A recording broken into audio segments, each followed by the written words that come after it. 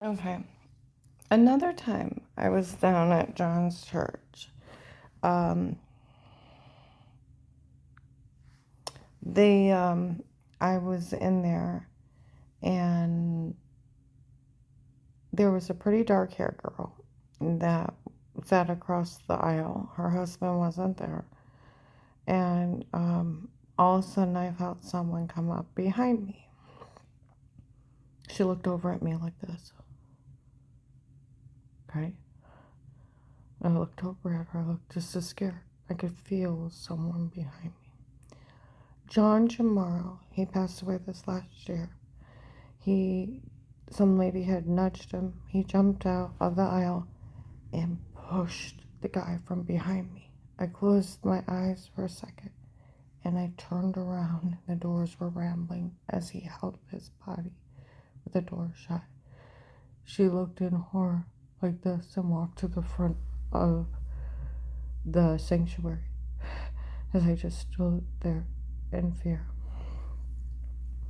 That girl that called that guy that day, her and the other heavyset blonde girl, I walked by and she said he didn't have time to come get you. He had moved down south. Okay? I just looked at her. Another time I was there, she was talking to that girl. There's a van outside waiting to grab her.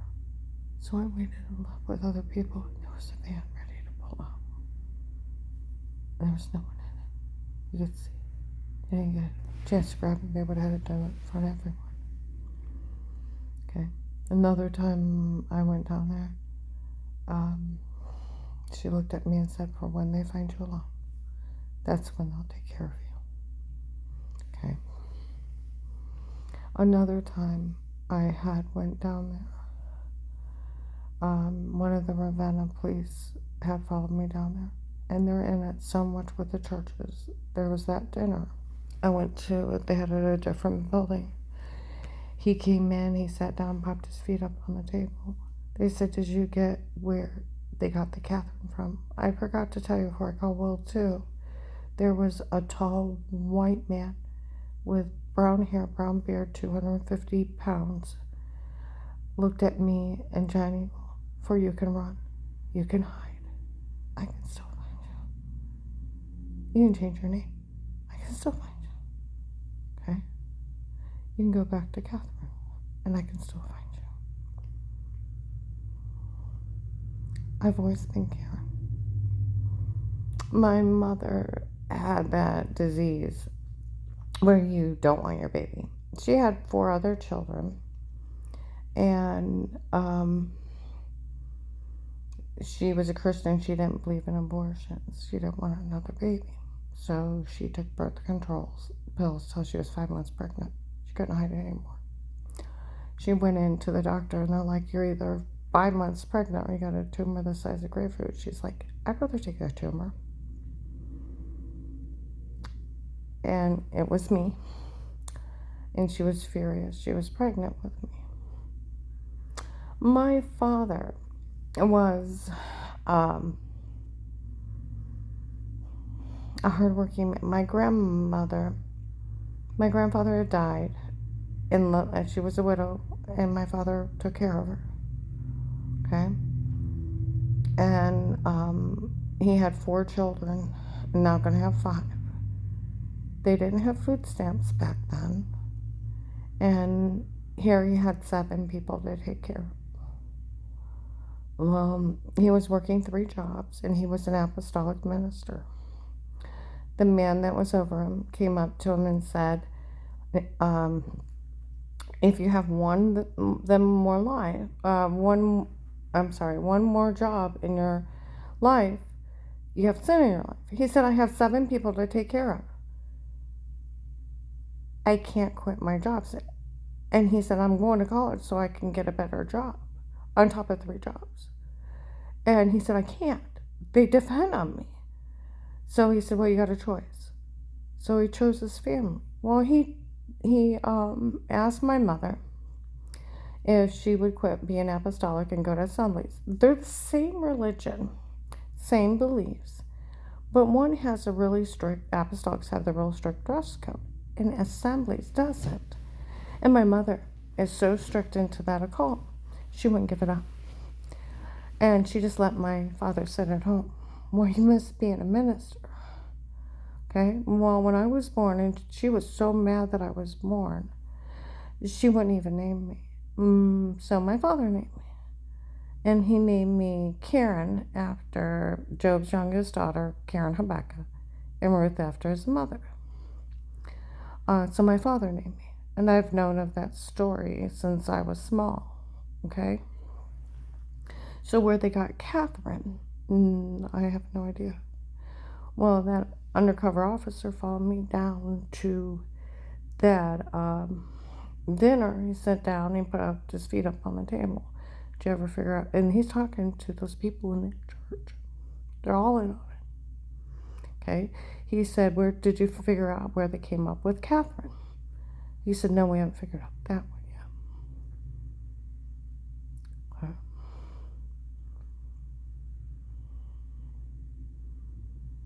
But that's how much. I'll tell you what. The day that they tried to grab me out of John's church, the undercover police from Ravenna were right down the road. You know, I've got to thinking about things. My grandfather, now they came up in Walmart in December of 18. The agents are selling the login for money. They're selling it for $25 a pop. A real protected black case. And it went clear across the nation at one point. Well, the Freemasons in Ravenna were helping out. And my grandfather, my father's father, was a big shot in the early 1900s. And he helped start it in that area. And they came up to me and said, "We always take care of family." Something about keeping lineage of it. My father was a Freemason too. Okay. And one guy said, "We know her dad can't take care of her because my dad died that year." Okay. Well, I had Freemasons everywhere. I also had the retired vets from Lake Milton. They sold it to Faith Family Church. Pastor Mike is an amazing man. Ron Monhofer. Some of the ushers, they help pay for people in my church to follow me. St. Mary's, Altman Nurses. This Macedonia Fire Department said something to me. Truck driver in Streetsboro, gas station in Hartville, gas station in Youngstown. At one point after the gunshot night, people showed up from Washington State, California, Texas, New York, Indiana, Illinois, in Tennessee, Kentucky, Pennsylvania, North Carolina, Virginia, and Florida. I had a 2-mile brigade. Our nation does what it does best. It protected. And it was out of the kindness of strangers my world went safe. Okay?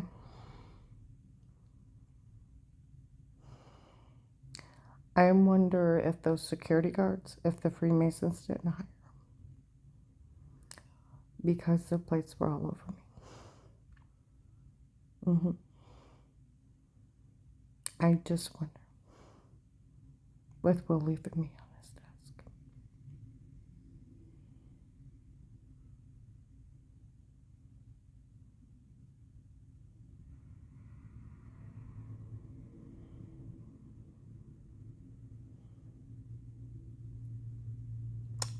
Good question. Good question. Because some of the guys even went to business owners. We need extra money to work security. I heard business owners donate money to help protect me.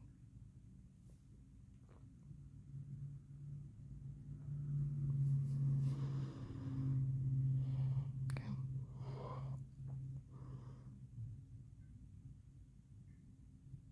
Now, John wanted me to talk to his minister.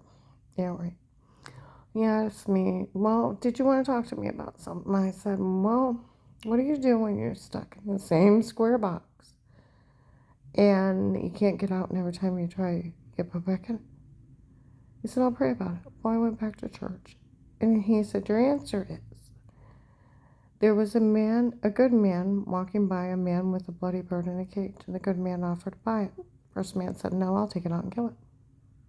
He's like, no, I'll buy the bloody bird in the cage. He's like, no, I'm just going to take it out and kill it. They go back and forth, back and forth. And he said the good man finally talked him into selling the bloody bird in the cage to the good man. The good man took it home, was so good to the bird, and he opened the door, he wouldn't fly off. So your answer is to pray for a good man to come by your cage so the first man don't kill him. And I'm looking at the ceiling like, my God, I gotta get out of here. Lisa came up to me. She no longer goes to that church. Said it's the weirdest thing. That was the weirdest service. I've been here for years. Years. And she said, I've never heard that. She looked at me and said, it's for you. I said, I don't know what you're talking about. I'm thinking I got to get out of here. She's like, I do. And then she kissed me on the cheek. We're going to pray for you. Good, godly Christian man come by your cage. And I go to leave, and that minister's wife comes up to me. That's an old service. My husband preaches all the time. What did Lisa just say? She lied right to my face. Okay? Lied right to my face. I seen her yell at those girls and told them not to call that guy anymore. It wasn't funny. Well, they were repentant. Okay? They're all alive. They have a list of people they're planning on doing this to. Dave's own voice, and the FBI knows it. Okay. Now, Officer Reinhauer in Louisville knew him. He said he's retired. It doesn't make any sense. Now I did call the FBI office in Canton, and I did get Will's secretary, and she yelled out to him. So I know he was FBI and he wasn't fake. That left me his number. Okay. But I Googled who was over the FBI in Portage County. It's Akron. I can't. Akron. The only thing I could think of, Will was ready to retire. They didn't think mine was high priority, so they gave it to an older agent that's killing his time before he retires. The case has only been going on for 3.5 years. So with going on for 3.5 years, and he's already retired, he was just counting down the days. And he thought it was a stalker. So he just, like the guy said, he left me on his desk. Did little with the case. Well, hell broke loose. Turned me over to police protective custody, not knowing there was a retired judge involved, and the undercover police were already drugging, photoshopping, and trying to get away with this if I didn't die. Okay? He didn't look into anything. Or he arrested all of them. If he would have known about illegal surveillance, he would have had to arrest him. It's illegal search and seizure. It's 5 years. And he couldn't look at it. Like Reinhardt said, it's illegal to be in somebody's home. It's illegal to look or listen no matter what. But that protective life case, and he took your statement and agreed to protect you, and then that officer had to talk to Dave. Until then, nobody could be in my home. It's illegal to be in somebody's home. They may run around and tell people they have illegal surveillance. But if they actually prove it to an officer, they have to arrest them. It's stalking. It's illegal search and seizure. So, yeah, they may run around telling people they have it, but if they actually prove it to a cop or an agent, they will have to arrest them. Okay? That's all there is to it. They can just manipulate people for their low IQ. And everybody knows it's photoshopped and drugged. I got a whole list of witnesses where I had bruises. They would drug me up and tell me say stuff, and I got a whole list of people knowing that I was photoshopped, and the police know that too. So, and they're too stupid to shut their mouths. So I go to move out in March, and Dave's on the phone. I'm sitting on the back deck, and I could hear him on the phone. What is going on? It's a real life case of how to get away with murder. He's talking inside the legally booked house. February or March, I went down to Walmart 62 to get my hair cut. and the security guards would block the door so people couldn't get into me and hurt me. Literally blocked the door. One guy standing there, he's like, she talks in riddles, so no one understands her. She refers to her husband as playing God and said, "Do you know who God is?" And refers to him as playing God. "Do you understand?" And she said, I don't understand.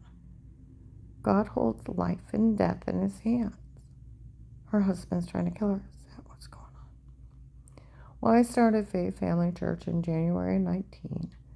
There was one of the old guys that would watch me with an old lady, and Pastor Mike was preaching of when he had a threat on his life, and the FBI watched him for a year till he was safe and moved on. He just had a threat. People didn't even show up and watched him. Okay? And I'm looking at the ceiling. And the lady's like, "What's her problem?" I said, "Oh, people are threatening her life and trying to kill her." They're like, "Is that what's going on?" Yeah. Okay. This is public knowledge. I went to the store. I go in stores. People know how much money I have in my account. They know everything about me. They have sold this case like a reality show and like the guy who walked by my house a month ago. I made a ton of money off this. It's illegal for the police to give out names, addresses, and information.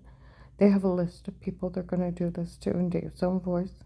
It's an extortion ring attached to a call. December 9/21, Ed at the Oakland Apartments. He's a maintenance man. He was a toxic water guy and a drug before guy, where March 13/21, after I was mistreated at Altman Hospital, I went over to Mercy Medical, and they always throw Will's promises at me as an informant. "No man will ever touch you." Okay? Well, the nurse come in laughing. "The only thing they had on you was adjusting yourself." The guy saying, "That's it." He said, "No, actually, it's funny. All she did is simply wipe off water with clothes on. That's it. Not weird, not expose yourself weird, just simply wipe something off. It's funny." Okay, well, March 2nd to the 3rd of 21, my car's bugged and they sold a login. Everybody heard they were going to put two clips together and put her on a board. It's not her, it's them. Well, then they started describing stuff that didn't happen, okay? And I'm thinking, Photoshop, two clips, somebody else's body, and here, and the way they describe them, I'm like, the only time I touch myself like that is showering. And I go outside and they're laughing at me. She figured out what they did, a shower scene in the other room. I told the Captain Police everything was drugged and photoshopped. And December 9/21, Stark County Hunger Task Force, one of my security guards from the case of white man bald with dark eyes, he came out from distributing food. We always knew the tapes before with them, not her, so we never said a word. And he told two investigators by January 3rd in the Stark County Hunger Task Force, and there's some guy named Eric. They don't know who he is yet. Steve and Eric are wanted by the Massillon Police for stalking. So yeah, none of this is funny. Let's see.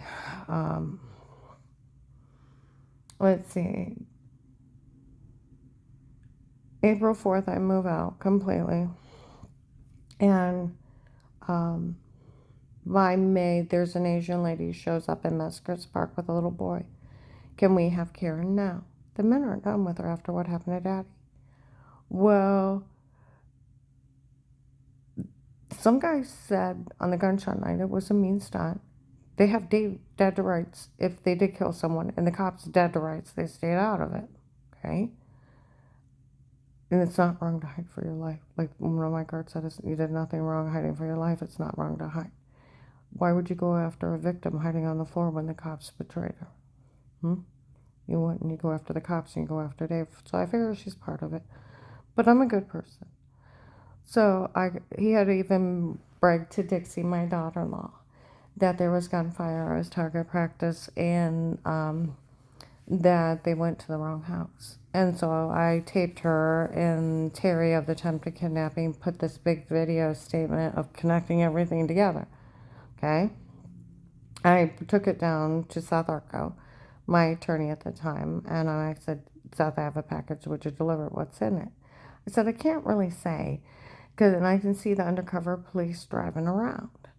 And I'm thinking, God, if they did kill someone, now there's been attempts on my daughter-in-law's life with the lug nuts being taken off and the tires coming off when she's driving. They're slashing tires, flattening tires, playing with the brake system so they explode. Josh's car blew up on the highway and he barely made it out alive. And all the attempts on mine, I'm like, I can't tell you. I'm thinking, God, I can't tell you. They'll kill you. And he's like, Karen, I'm not a moose. And I won't deliver that package unless you tell me what's in it. He's like, does it have something to do with your husband? I'm like, maybe. He's like, Karen, you got this big secret you won't tell anybody. Be a martyr.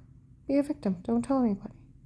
Far as I know, and he nailed it. And I'm like, son, have a good day. I'm thinking, God, they'll kill you. Well, I went home, and I'm thinking how to get it. 1239 North Chapel. There's silver cars sitting out in the middle of the night about 2:30. They're screaming at each other. You can't beat a single woman by herself. We can't have her state what happened up there. This is between July and September 19, Will's case. I woke up to arms above my head, smothered with a pillow, punched in my private area, punched up inside. 4th time coming up for air. I passed out. Sit her up. There's an old fat white man at the end of the bed. The dark gray truck from the courthouse. White man, shaved head. Dark eyes, 6 foot, 200 pounds. Someone punching him, raping me. And the stalker I told you about at the self-pay register, February to March in 19. Young man, white, with black stubbly hair, dark eyes, and sloppy pants is the one smothering me. They pour something in my mouth as I'm coming to, and I start losing consciousness. And the old fat guy said, she don't stay to do it to her again. Then I get smothered, hit. What? Say this, no. And I'm like, what? And I pass out.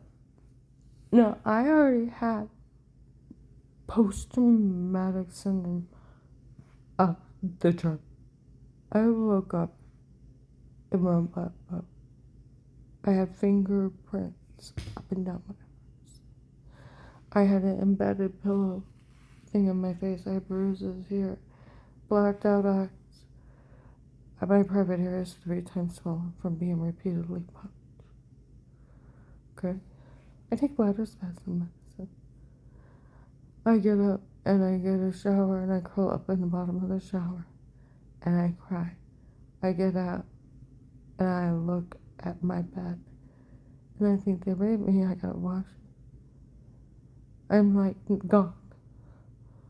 I go down to the laundromat. They have idiot women waiting. Tape glitch for hours. She woke up with bruises. Nobody knows why. I'm like, okay. I go to Faith Family Church. I go to Macy's. I see that idiot. I go into Faith Family Church, and in front of 1,000 people in the back of the sanctuary, he comes in and goes, I arrest that whore. Calls me a whore for him doing that. The young usher will not have it because they sold a lock in it, and people have that for personal enjoyment. He got in his face. What you did was considered rape. You leave her alone. 1,000 people are staring at me and him. And he's yelling about Dave and everything else, and I sit down crying, and people are staring at both of us. And I end up leaving. I worked at Berry Cheese between July and September 19. 4 women in the main room. Turn around. He said, if you open your mouth again, he'll do it to you again. I was warned, just stay quiet. Oh, and they have people make fun of me in front of people. It's funny they raped him. It's so funny they raped him. They're that sick around him. My client before this, he said, Karen, this is crazy. I said, who's crazy? He said, these people. They come up to you and tell you, admit they drugged you and told you to say stuff before, and they raped you in stores in front of people. I said, tape and audio, and I tell the police. Okay? June of 19, I'm at Liberty House, Share Hills and Dales Road. North Canton police are there, working security. A Ravenna cop's in the back. Worst thing you ever did wrong, honey. You bent over and probably we can wipe that one out. Laughing because they caught Melissa changing it from the back of my knees to have the kids lie. They seen my butt like 9 years ago and nobody said anything. They picked out a nightgown. They verified they didn't know, and they already caught them lying, changing that. And a bunch of other sick lies. Okay. She's a documented liar. Maslin police will verify it because they watch sticks because they tamper so much with their vehicles. Then later on, when I'm there, another cop's in there. He's on the phone with someone. You made up a case to watch her before. That's funny. You did what to her before? That's funny. She must really like him. I'm like, shut up.